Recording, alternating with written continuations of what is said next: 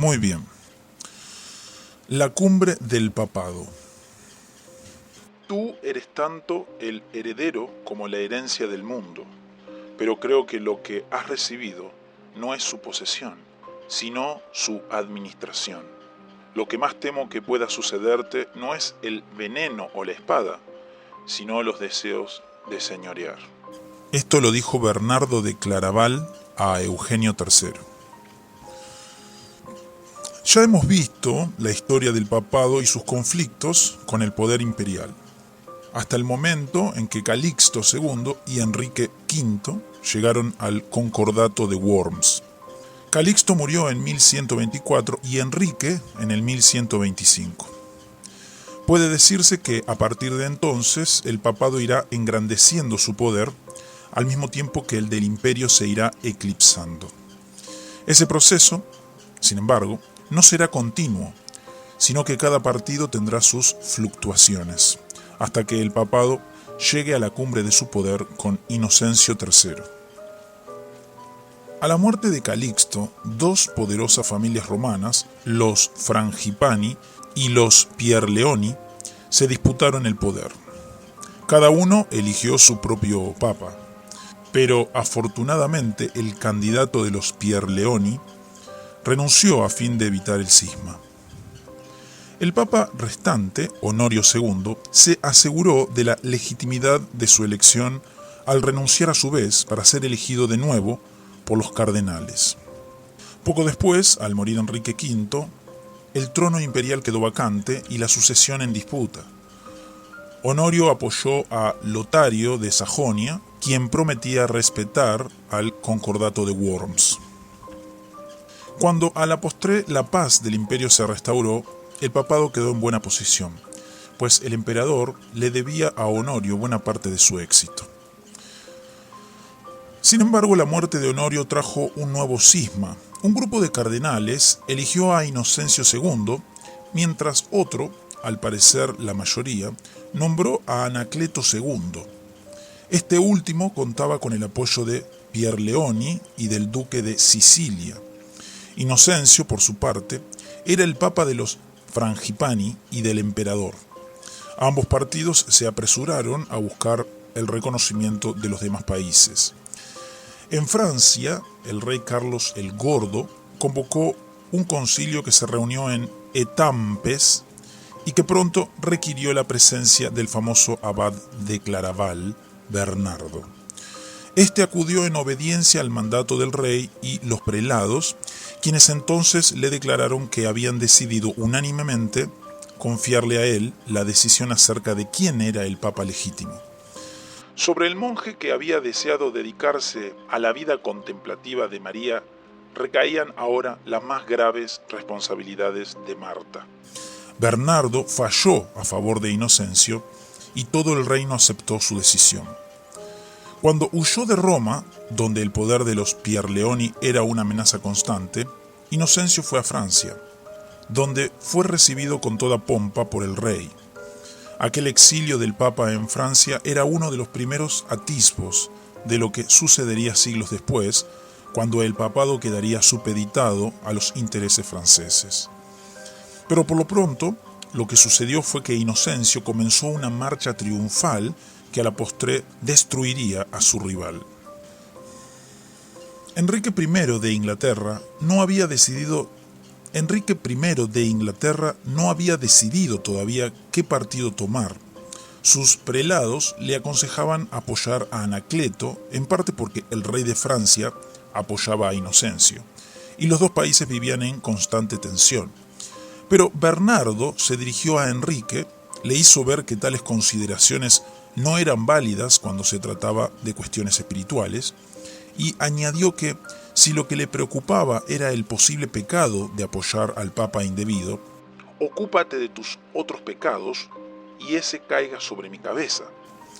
Contra los que parecían ser sus mejores intereses, el rey de Inglaterra se declaró a favor de Inocencio. De Alemania se esperaba que el emperador apoyara a Inocencio, y la confirmación llegó mientras éste estaba en Francia, en compañía de Bernardo. Tras coronar en Reims al rey de Francia y a su hijo, Inocencio partió hacia Alemania. En el camino, todas las grandes ciudades le abrieron las puertas y le rindieron homenaje. Junto a él, compañero inseparable, marchaba Bernardo. Al llegar a Alemania, Lotario los recibió con toda clase de honores.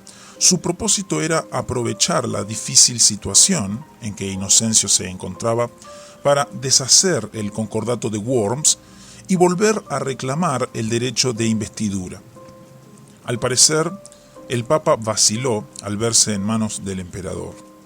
Pero Bernardo se enfrentó al soberano y con la sola autoridad de su persona y su prestigio, lo obligó a desistir de su propósito. El único lugar donde Inocencio no fue recibido con gran pompa y alboroto fue la abadía de Claraval. Allí no resonaron las campanas, ni los monjes se vistieron de gala, ni brilló el oro.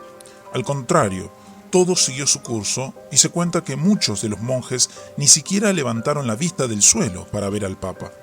La pompa era necesaria para impresionar a los señores del mundo, pero los monjes de Claraval no necesitaban de ella para honrar al sucesor de un pescador galileo, al representante del carpintero que entró en Jerusalén, montado sobre un asno. Por fin, en el 1133, con el apoyo de las tropas imperiales, Inocencio pudo regresar a Roma por unos pocos meses. Allí coronó a Lotario en el Laterano. Pero cuando éste y la mayor parte de sus ejércitos regresaron a Alemania, Inocencio se retiró a Pisa, donde pasó más de 3 años. Aunque no residía en Roma, casi toda Europa lo reconocía como el legítimo papa, y solo Roma y el sur de Italia reconocían a Anacleto.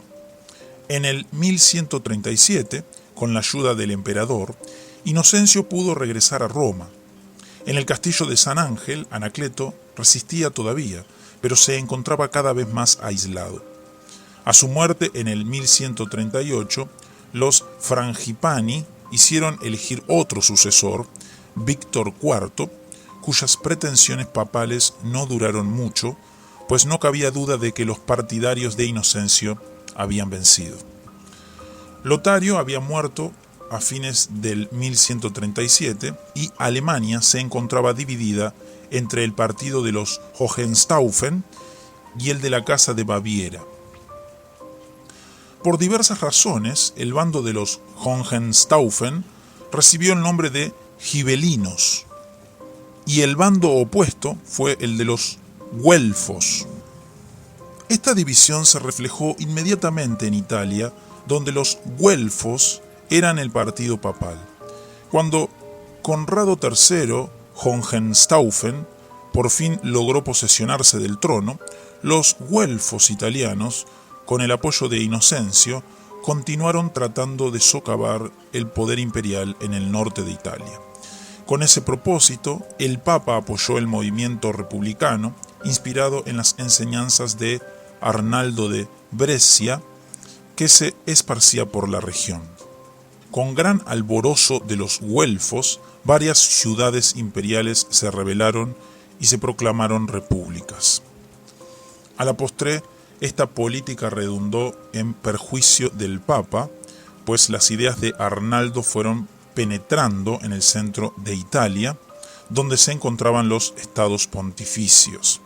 Uno de estos, la ciudad de Tívoli, se declaró independiente del poder papal y se organizó al estilo republicano.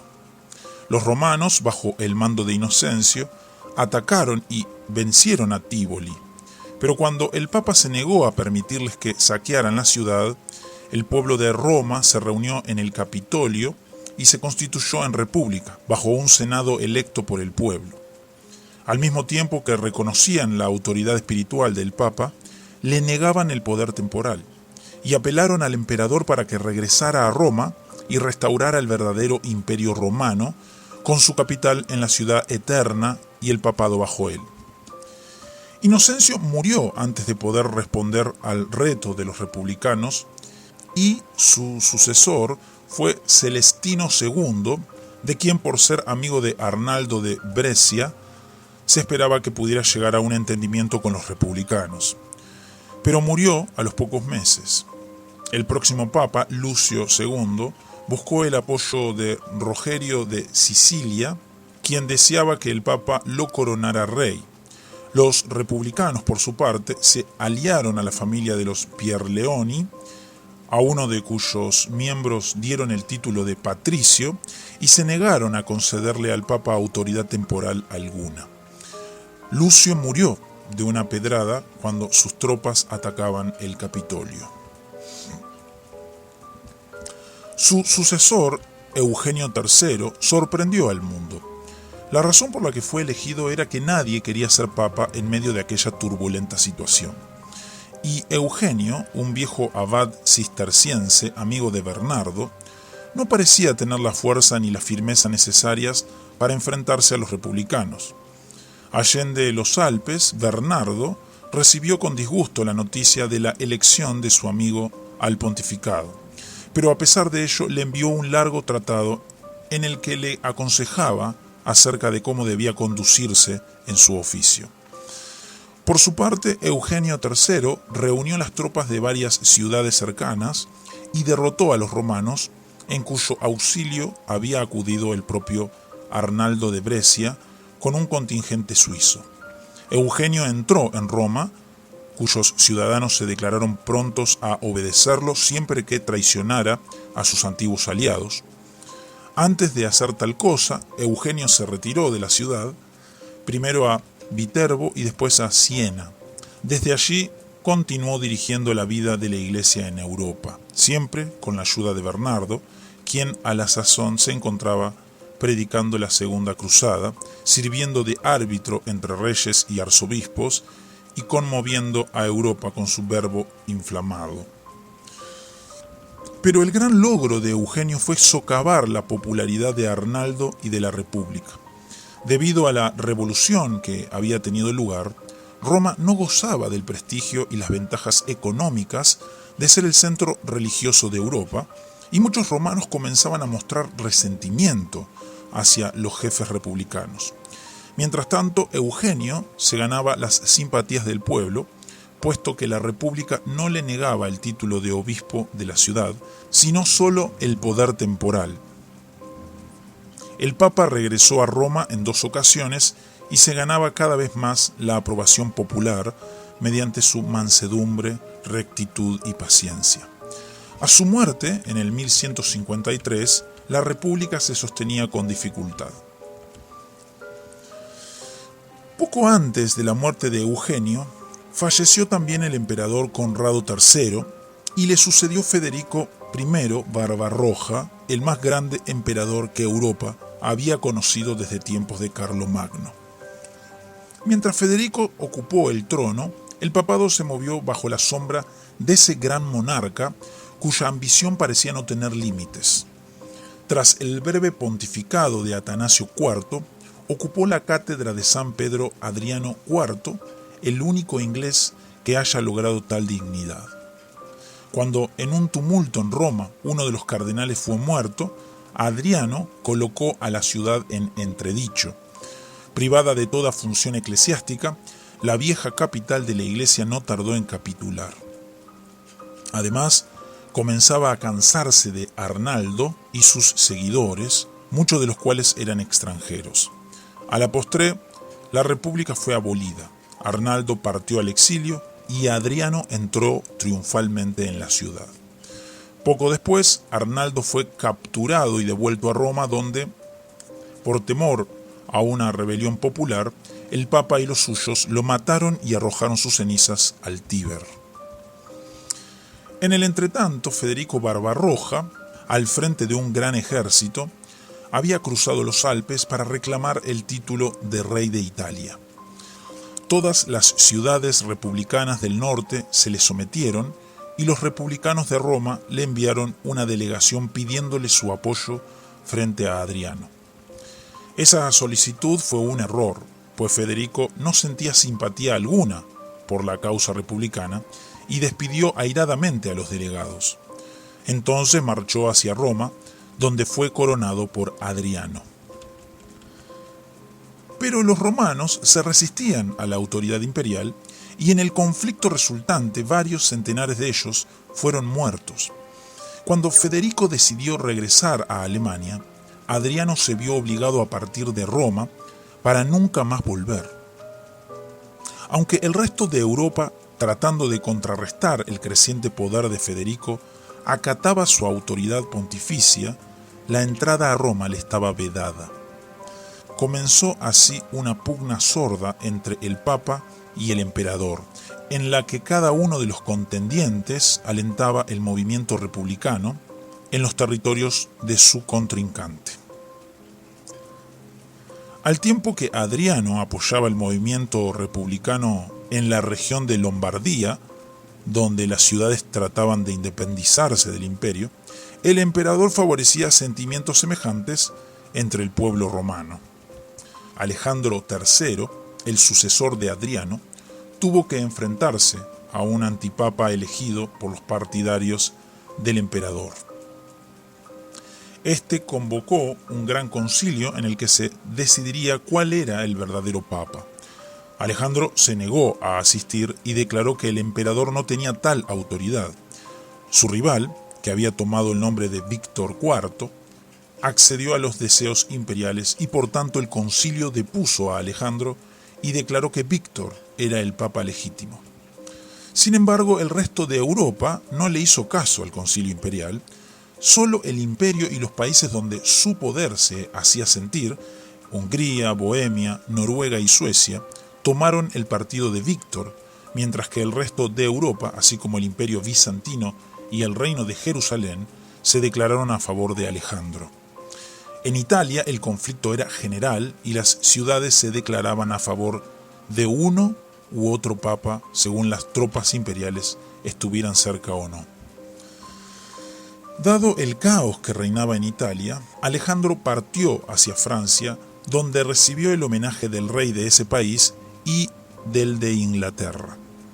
A la muerte de Víctor IV, quienes lo habían apoyado eligieron otro antipapa que tomó el nombre de Pascual III, y a la muerte de este lo sucedió Calixto III. Cuando por fin Alejandro decidió regresar a Roma, el clero y el pueblo lo recibieron alborozados. Pero poco después, Federico atravesó los Alpes y atacó la ciudad, y el papa tuvo que escapar disfrazado.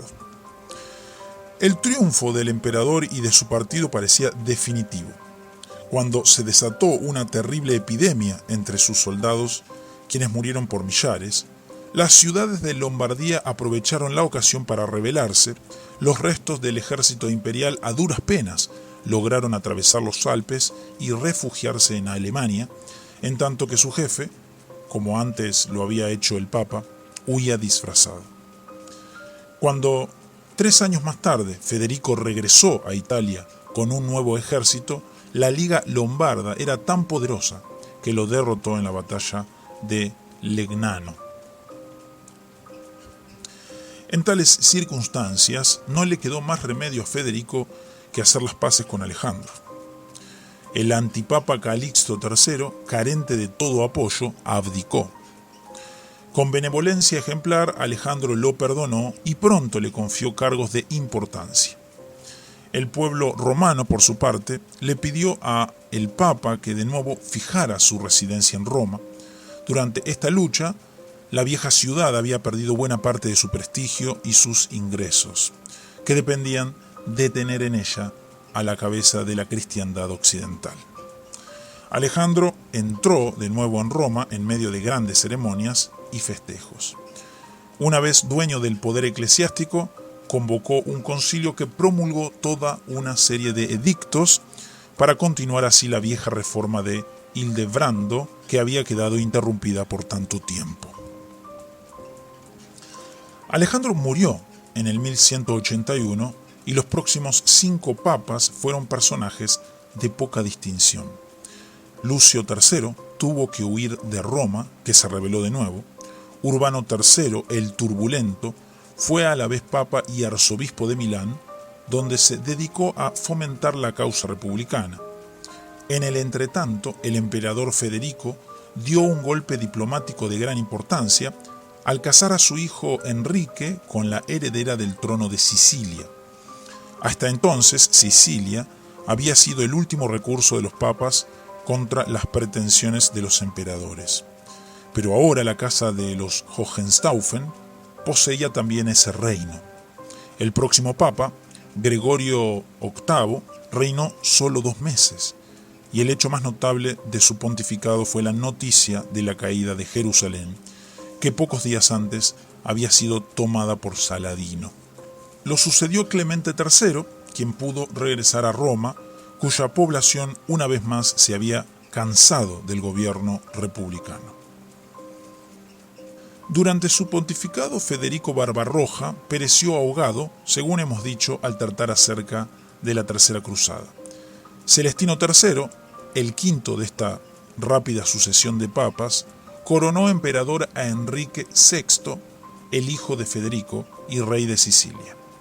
Enrique era un hombre cruel y ambicioso, que soñaba con restaurar el viejo imperio romano y destruir lo que él llamaba el papado gregoriano. A pesar de encontrarse casi rodeado de territorios imperiales, Celestino tuvo el valor de excomulgar a Enrique. La lucha abierta parecía inevitable, y solo se postergó porque el emperador tenía otros intereses más urgentes y murió antes de poder responder al reto lanzado por el Papa. Dejaba como heredero a un niño de brazos, Federico. 3 meses después, Celestino murió. Puesto que el imperio se encontraba desorganizado por razón de la muerte inesperada de Enrique, los cardenales romanos pudieron elegir el nuevo papa sin intervención secular y sin que se produjera un cisma. El nuevo papa, que a la sazón contaba 37 años de edad, tomó el nombre de Inocencio III y fue el pontífice más poderoso que haya jamás ocupado la cátedra de San Pedro. La viuda de Enrique, Constancia, temía que las diversas facciones que pronto surgieron en Alemania trataran de destruir a su hijo Federico, heredero de la corona de Sicilia. Para evitarlo, colocó al niño y su reino bajo la protección de Inocencio e hizo de Sicilia un feudo del Papa. De ese modo se deshacía la amenaza que ese reino había representado para el Papa en tiempos de Enrique VI. La corona imperial, que también había pertenecido al difunto Enrique, no era hereditaria y por tanto pronto surgió la discordia en Alemania. El hijo de Enrique, Federico, era demasiado joven para ser emperador. Por tanto, los partidarios de la casa de los Hohenstaufen eligieron a Felipe, hermano de Enrique. Pero sus contrarios nombraron a Otón, quien pronto contó con el apoyo de Inocencio. El hecho indudable era que Felipe tenía más derecho al trono y que su elección había sido en regla. Pero a pesar de ello, el Papa se le opuso y declaró que, según las Escrituras, Dios visita el pecado de los padres sobre los hijos, y que Felipe procedía de la casa corrompida y repetidamente excomulgada de los Hohenstaufen. Además, decía Inocencio, el Papa tiene autoridad sobre el emperador. Así como Dios, el creador del universo, estableció 2 grandes luminarias en el firmamento, la mayor para que presidiese sobre el día y la menor para que presidiese en la noche, así también estableció 2 grandes luminarias en el firmamento de la Iglesia Universal.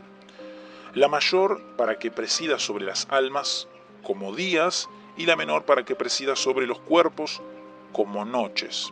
Estas son la autoridad pontificia y la potestad real.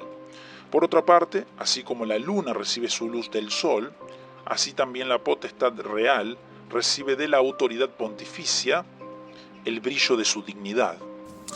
Sobre esa base, Inocencio pretendía tener autoridad para determinar quién debía ser emperador y por tanto declaró que Otón era el pretendiente legítimo. El resultado fue una cruenta guerra civil que duró 10 años y en la que Felipe parecía llevar la mejor parte cuando fue asesinado. Otón quedó como dueño de Alemania y la guerra parecía haber terminado. Pero el nuevo emperador no tardó en romper con el Papa que por tanto tiempo lo había apoyado. Una vez más, la causa de la ruptura fue la cuestión de la soberanía sobre las ciudades italianas en las que el emperador quería hacer valer su autoridad. Poco después de su coronación en Roma, sus relaciones con Inocencio comenzaron a hacerse cada vez más tirantes. El emperador decidió apoderarse de Nápoles y de Sicilia, que teóricamente le pertenecía al Papa, pues el rey Federico, como hemos dicho, era su vasallo. Al mismo tiempo comenzó a alentar al viejo partido republicano en Roma. En respuesta, Inocencio excomulgó al emperador, lo depuso y declaró que el legítimo heredero de Enrique VI era el joven Federico. Con el apoyo del Papa, Federico atravesó los Alpes, se presentó en Alemania y le arrebató la corona imperial a su tío, que había querido quitarle la de Sicilia. El resultado de todo esto fue una extraña victoria para el papado, al tiempo que Inocencio había acabado por apoyar la restauración de los Hohenstaufen, los enemigos tradicionales del Papa. El nuevo vástago de esa casa había llegado a la corona sobre la base de la autoridad del Papa de deponer a reyes y emperadores. Luego, si bien era cierto que Inocencio reconocía a Federico, también era cierto, y mucho más importante, que Federico, en su misma actuación, reconocía que Inocencio había actuado debidamente al declarar depuesto a Otón. En Francia, Inocencio intervino en la vida matrimonial del rey Felipe Augusto. Este había enviudado y en sus segundas nupcias se casó con la princesa danesa Ingeburga, pero poco después la repudió y tomó por esposa a Agnes de Merán. Inocencio amonestó al rey y cuando esto no bastó, colocó a todo el país en entredicho. Felipe Augusto convocó entonces un parlamento en el que estaban presentes tanto los nobles como los obispos del reino. Cuando este parlamento concordó con el parecer del Papa, Felipe Augusto repudió a Agnes y legalmente aceptó de nuevo a Ingeburga. La reina depuesta murió poco después, en medio de la más intensa melancolía, mientras la que había sido restaurada pasó el resto de sus días quejándose de que su supuesta restauración era en realidad un tormento. Pero en todo caso el Papa hizo valer su autoridad sobre uno de los reyes más poderosos de la época. En Inglaterra reinaba a la sazón Juan sin tierra, el hermano y heredero de Ricardo Corazón de León. Aunque los desórdenes matrimoniales de Juan habían sido mucho mayores que los de Felipe Augusto, Inocencio no se atrevió a intervenir, pues esos desórdenes tuvieron lugar cuando el Papa necesitaba el apoyo de Juan sin tierra, en sus esfuerzos por colocar a Otón en el trono imperial. Pero después que esa cuestión quedó resuelta, el Papa y el rey de Inglaterra chocaron por la cuestión de quién era el legítimo arzobispo de Canterbury. Cuando se produjo un cisma en esa sede, con dos arzobispos rivales, ambos bandos apelaron a Roma. El Papa sencillamente declaró que ninguno de los dos pretendientes era el legítimo primado de Inglaterra y nombró en su lugar a Esteban Langton. Juan se negó a aceptar la decisión del Papa, quien primero lo excomulgó y después lo declaró depuesto, y convocó a una cruzada contra él. Esa cruzada le fue confiada a Felipe Augusto, el viejo enemigo de Inglaterra, quien rápidamente se dispuso a hacer efectivo el decreto papal. En tales circunstancias y temeroso de que muchos de sus propios súbditos no le eran leales, Juan sin tierra se apresuró a hacer las paces con el Papa, se sometió a sus órdenes e hizo de todo su reino un feudo del papado, como antes lo había hecho Constancia con el reino de Sicilia. Inocencio aceptó la sumisión de Juan, detuvo la cruzada que Felipe preparaba y a partir de entonces defendió a su nuevo aliado. Esto se hizo particularmente necesario cuando los nobles ingleses, con el apoyo de Esteban Langton, obligaron a Juan a firmar la Carta Magna en la que se limitaban los poderes reales frente a la nobleza. Inocencio declaró que se trataba de una usurpación de poder, pero todas sus medidas no bastaron para obligar a los nobles a desistir de su actitud. En España, Inocencio intervino repetidamente a través de su legado reinero. Pedro II, el católico rey de Aragón, trató de casarse con la hermana de Sancho VII de Navarra. A ello se opuso Inocencio, pues había cierto grado de parentesco entre ambas familias. Poco después, Pedro el Católico fue coronado en Roma, en la iglesia de San Pancracio, a condición de que inmediatamente se dirigiera a la iglesia de San Pedro y allí se declarara vasallo del Papa e hiciera de todo el reino de Aragón feudo papal. Aunque esto causó gran resentimiento en Aragón, fue un gran triunfo para Inocencio, quien pretendía que todos los territorios conquistados de los infieles le pertenecían al papado. Una de las ironías de la historia es que este rey de Aragón, a quien se conoce como el Católico, murió en la cruzada contra los albigenses al luchar de parte de los herejes y contra las tropas enviadas por el Papa.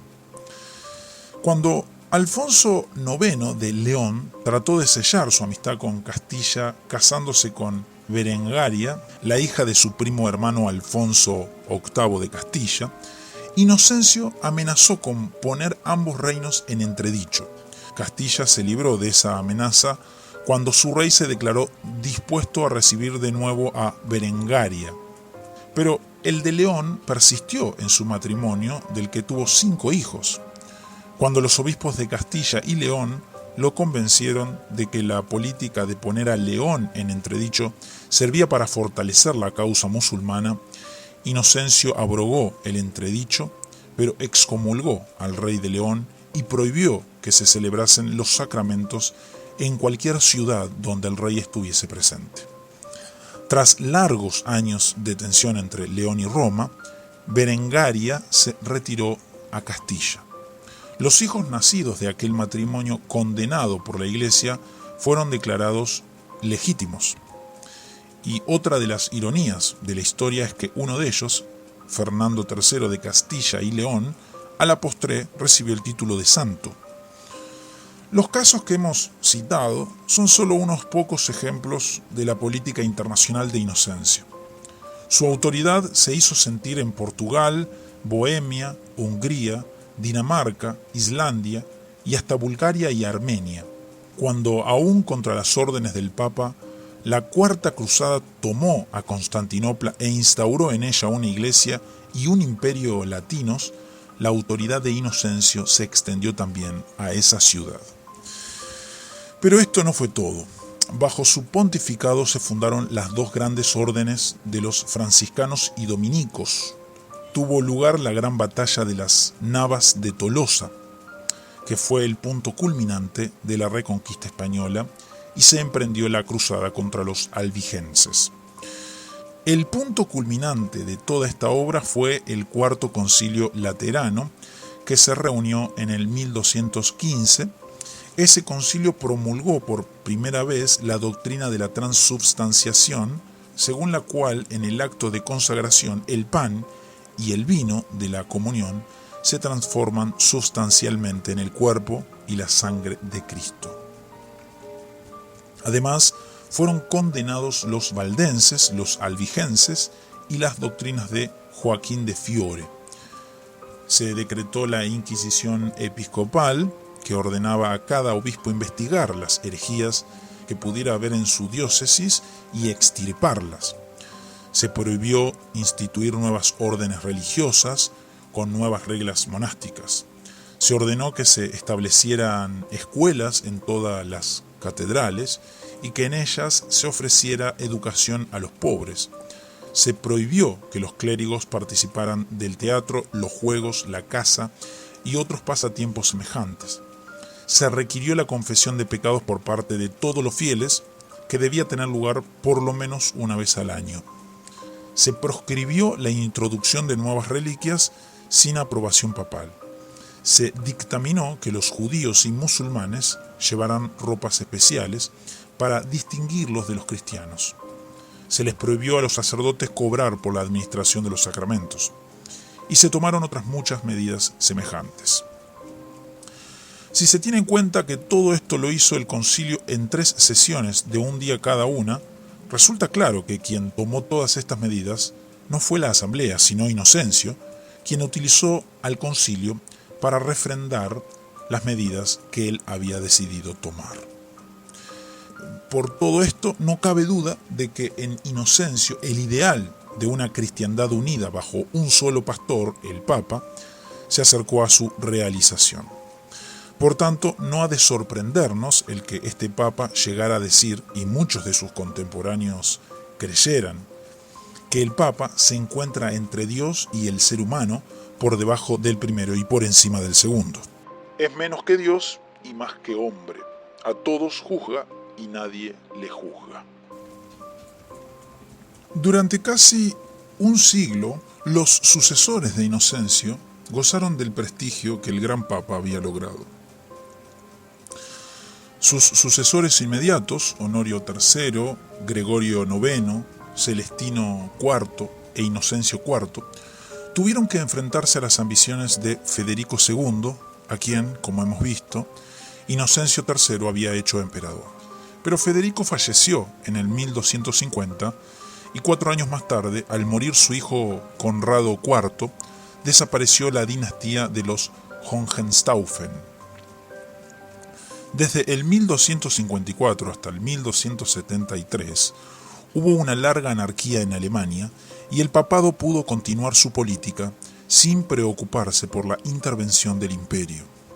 Ese interregno terminó cuando el Papa Gregorio X pensó que la anarquía alemana redundaba en perjuicio de la Iglesia y apoyó la elección de Rodolfo de Habsburgo. Poco después, cuando era Papa Nicolás III, este emperador declaró que el papado y sus territorios eran independientes del imperio. Durante este periodo, el poder de Francia iba aumentando y los papas se apoyaron repetidamente en él. También las órdenes mendicantes, al principio perseguidas por algunos soberanos, se hicieron cada vez más fuertes. El primer papa dominico fue Inocencio V, quien reinó breves días en 1276. El primer franciscano fue Nicolás IV, cuyo pontificado duró del 1288 al 1292. A la muerte de Nicolás IV, los cardenales vacilaron en la elección.